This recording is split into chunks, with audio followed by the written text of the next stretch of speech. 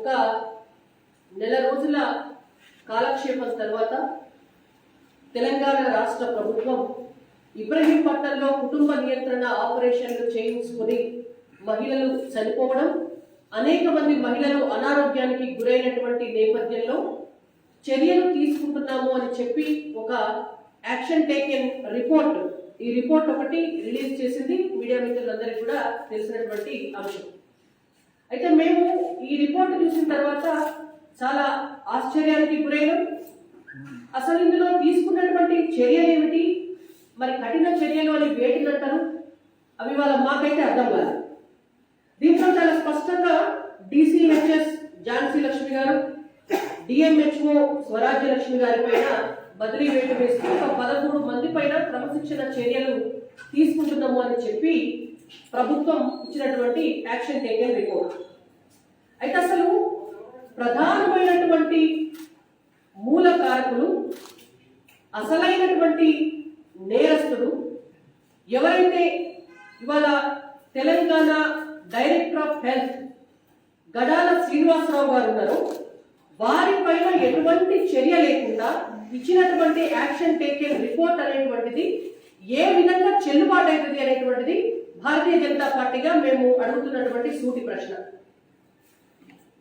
తెలంగాణ రాష్ట్రంలో మహిళలు కుటుంబ నియంత్రణ ఆపరేషన్స్ చేయించుకొని చనిపోవడం అనేటువంటి దానికి బాధ్యత వహిస్తూ తెలంగాణ రాష్ట్ర ఆరోగ్య శాఖ మంత్రి హరీష్ రావు గారు తనకు తానుగా రాజీనామా చేయాలి, లేకపోతే తెలంగాణ ప్రభుత్వం బర్తరఫ్ చేయాలి.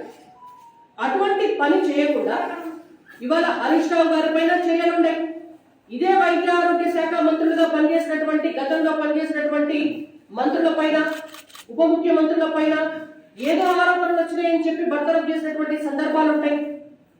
వేరే మంత్రుల పైన ఎట్లాంటి ఆధారం లేకపోయినా కూడా వాళ్ళను నిరాధారంగా మీకు ఇష్టం లేదని చెప్పి బర్తరఫ్ చేసినటువంటి సందర్భాలు ఉన్నాయి తెలంగాణ రాష్ట్ర ప్రభుత్వం.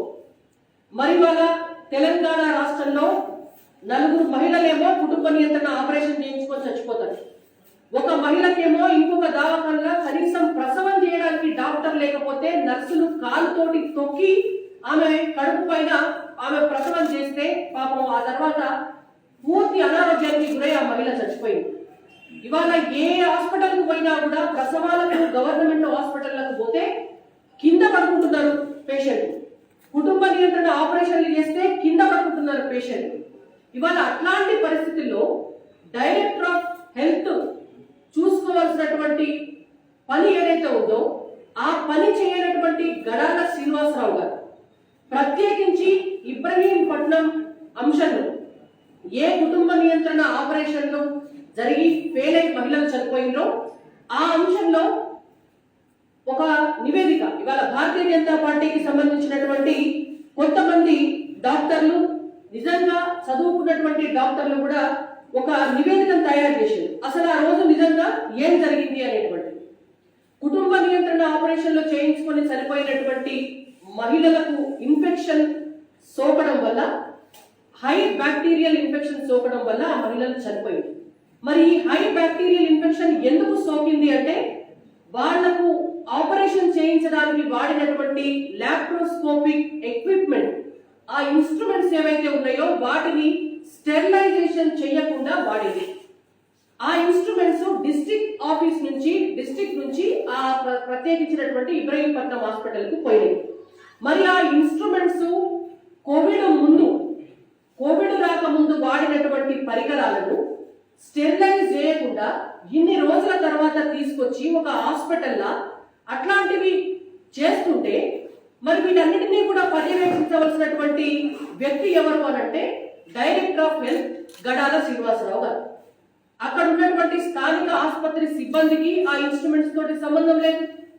నిజంగా చెప్పాలంటే ఆపరేషన్ చేస్తున్నటువంటి డాక్టర్ పర్యవేక్షణ చేయాలి, ఇన్స్ట్రుమెంట్స్ ని స్టెరిలైజ్ చేశారా లేదా అనేటువంటిది అడగాలే తప్ప అంతకు మించినటువంటి బాధ్యత వారికి కూడా లేదు. మరి అక్కడ ఉన్నటువంటి ప్రతి సిబ్బంది పైన కూడా మీరు చర్యలు తీసుకొని అసలు దొంగ, అసలు నేరస్తుడు, అసలు క్రిమినల్ గడాల శ్రీనివాసరావు గారిని ఎట్లా వదిలిపెట్టిండ్రు అని చెప్పి మేము ఇవాళ ప్రభుత్వాన్ని అడుగుతున్నాం. ఇదే గడాల శ్రీనివాసరావు గారు ఏ వ్యక్తి అయితే అన్నిటికీ మూలకారకుడు అదే వ్యక్తి చేత ఒక కమిటీని వేసి ఆ కమిటీకి అతన్నే హెడ్గా చేసి అతని నాయకత్వంలోనే రిపోర్టును తయారు చేసి ఆ రిపోర్టు ఆధారంగానే ఇవాళ మేము వీళ్ళందరిపైన చర్యలు తీసుకుంటున్నాము అని చెప్తే ఇవాళ మీరు న్యాయం చేయడానికి చేస్తున్నారా, లేకపోతే గడాల శ్రీనివాసరావును బయటేయడానికి, గడాల శ్రీనివాసరావుకు వెన్నుదన్నుగా నిలుస్తున్నటువంటి హరీష్ రావు గారిని, కేటీఆర్ ని దాబెట్టడానికి చేస్తున్నారా అనేటువంటి ప్రశ్న మేము అడుగుతున్నాం. ఇవాళ మీరు ఎందుకు చర్య తీసుకోవట్లేదు? ఇదే గడాల శ్రీనివాస్ అనేటువంటి వ్యక్తి పైన గతంలో దాదాపుగా 20 కోట్ల రూపాయల స్కామ్ చేసిండు అని చెప్పి నివేదిక కూడా వచ్చింది. 20 కోట్ల రూపాయల స్కామ్ చేసిండు అని చెప్పి అతని పైన వేసినటువంటి కమిటీ దాన్ని ప్రూవ్ చేసి నివేదిక ఇచ్చిన తర్వాత కూడా మీకు జీవో కాపీ చూపిస్తా నేను. ఇది ఒక జీవో కాపీ. అప్పుడున్నటువంటి శాంతా కుమారి గారు, అప్పుడున్నటువంటి principal secretary, Telangana health department కి సంబంధించినటువంటి ప్రిన్సిపల్ సెక్రటరీ శాంతా కుమారి గారు ఒక స్పెషల్ జీవో తీశారు. ఇవాళ ముఖ్యమంత్రి గారు మరి వారి కుటుంబ సభ్యుల ప్రోద్బలంతో చేసిందా, లేకపోతే వారు భయపెట్టిస్తే చేసిండ్రా, మరి వీరి ఉద్యోగాన్ని కాపాడుకోవడానికి కోసమో ప్రమోషన్ల కోసమో వారికి లొంగిపోయి చేసిండ్రా మాకు తెలియదు, కానీ ఒక జీవో రిలీజ్ చేసినారు. ఈ జీవో ఏంటంటే వీరి గడాల శ్రీనివాసరావు గారి పైన వచ్చినటువంటి ఆరోపణలు ఏమున్నా అవేవి కూడా నిజాలు కావు, వీరు చాలా శుద్ధపూస, గడాల శ్రీనివాసరావు గారు చాలా మంచి వ్యక్తి, ఇవేమిటిని కూడా మేము తెలంగాణ ప్రభుత్వము పట్టించుకోవట్లేదు అని చెప్పి బట్టిగానే వీళ్ళ ఇష్టం, అంటే వీళ్ళే జడ్జిలు, వీళ్ళే కోర్టు, వీళ్ళే లాయర్లు, మొత్తం కమిటీ కూడా వీళ్ళని ఆ రోజు రిలీజ్ చేసినటువంటి జీవో కాపీ ఇది. నేను మీడియా మిత్రులందరికీ కూడా ఇస్తా. వాళ్ళు ఈ జీవో రిలీజ్ చేసినందుకు వీళ్లకు పైనుంచి తిట్లు కూడా పడ్డాయి. డిఓపిటి సీరియస్ కూడా అయింది. ఇవాళ సెంట్రల్ డిపార్ట్మెంట్ నుంచి మీరు ఏ బేసిస్ లా శాంతా కుమారి గారు ఈ జీవో రిలీజ్ చేసి గడాల శ్రీనివాస్ గారు నేరస్తులు కాదు అని చెప్పిండ్రో మాకు సమాధానం చెప్పాలి అని చెప్పి మనకు సంబంధించినటువంటి డిఓపిటి సీరియస్ అయినటువంటి అంశాలు వారికి రాసినటువంటి లేఖ, అంటే ఒక నోటీస్ కూడా ఇచ్చింది. ఆ నోటీస్ కాపీ కూడా నేను మీకు మీడియా మిత్రులకు ఇప్పుడు అందజేస్తాను. అంటే ఇటువంటి వ్యక్తి గడాల శ్రీనివాసరావు గారు చేయనటువంటి అక్రమం లేదు. గడాల శ్రీనివాసరావు గారు తెలంగాణ రాష్ట్రం ఏర్పడ్డ ఈ 8 సంవత్సరాల నుంచి డైరెక్టర్ ఆఫ్ హెల్త్ వారే, ఇందువలనందు లేదు అన్నట్టుగా హెల్త్ డిపార్ట్మెంట్ కి సంబంధించినటువంటి ఎక్విప్మెంట్స్ కొన్నా, మందులు కొన్నా, గ్లౌజెస్ కొన్నా, ఆఖరికి బ్యాండేజ్లు కొన్నా, ఏది కొన్నా ఏది జరిగినా అందులో అక్రమాలు చేయడంలో నెంబర్ 1. ఆ అక్రమ సంపాదన నుంచి తనకు భవిష్యత్తులో ఎమ్మెల్యే కావాలనో, ఎంపీ కావాలనో, ఎమ్మెల్సీ కావాలనో అన్న ఒక ఆశతోటి కల్వకుంట్ల వారి కుటుంబానికి ముడుపులు ఇవ్వడం అనేటువంటిది యథేచ్ఛగా కొనసాగుతుంది. ఇవాళ వీళ్ళకి కావాల్సింది అదే.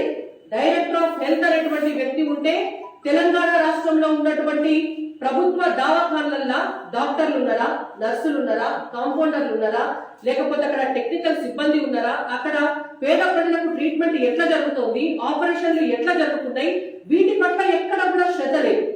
ఎక్కడ కూడా శ్రద్ధ లేదు. కానీ ముడుపులు తీసుకోవాలి, ఈయన జమ చేసుకోవాలి, జమ చేసుకున్నటువంటి సొమ్మంతా కల్వకుంట్ల వారి కుటుంబానికి ఇవ్వాలి. దానికి వారి మాటలే నిదర్శనం. గడాల శ్రీనివాసరావు గారు ఒక రోజు మీడియా మిత్రుల ముందు కూడా చెప్పినారు, నేను కేసీఆర్ గారి కాళ్ళ మీద పడి ప్రదక్షిణలైనా చేస్తా గాని నా జీవితకాల కోరిక నేను చట్టసభల్లో ఉండాలి, కాబట్టి వారు దేవుడిలాగా ఎప్పుడు దయదలిస్తే అప్పుడు పోయి నేను ఉండాలి. అటువంటి వ్యక్తి కల్వకుంట్ల వారి కుటుంబాన్ని కాదని పనిచేయగలుగుతాడా? కల్వకుంట్ల కుటుంబానికి ముడుపులు ఇవ్వకుండా పనిచేయగలుగుతాడా?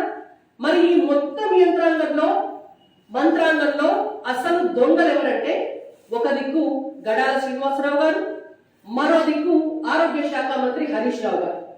కాబట్టే భారతీయ జనతా పార్టీగా మేము డిమాండ్ చేస్తున్నాం, హరీష్ రావు గారు తెల్లారలేస్తే చాలా మాటలు చెప్తున్నారు, మీరు డాక్టర్లు అద్భుతంగా పనిచేస్తున్నారు, వైద్య ఆరోగ్య శాఖ చాలా మంచిగా సేవలు అందిస్తుంది అని.